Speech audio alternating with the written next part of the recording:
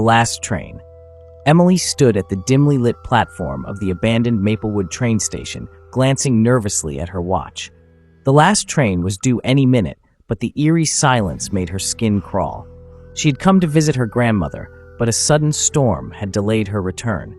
Now, she was alone, with only the faint sound of raindrops tapping against the metal roof.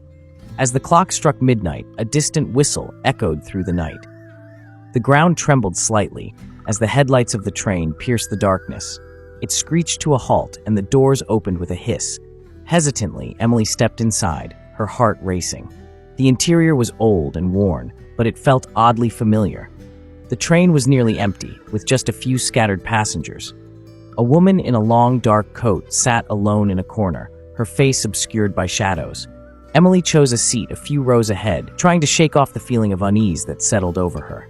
As the train lurched forward, Emily glanced back at the woman, who seemed to be watching her intently.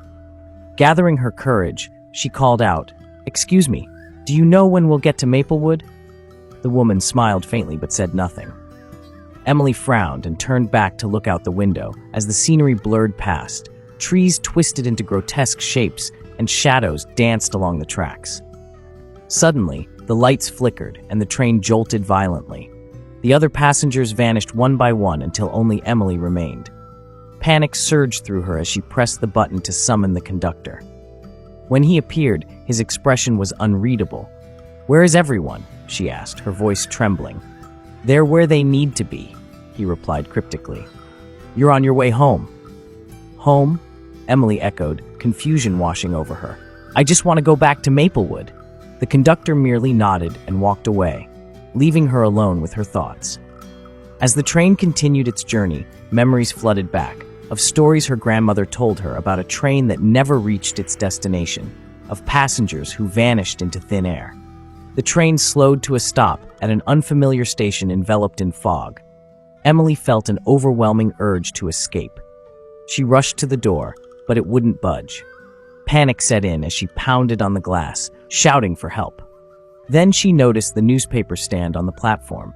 The headlines screamed stories of missing people from decades past, all last seen on this very train. Her breath caught in her throat as she realized with horror that she was now part of that haunting tale.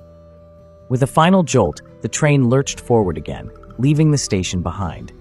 Emily sank into her seat, tears streaming down her face as she understood. She had boarded the last train not to Maplewood, but to a fate unknown.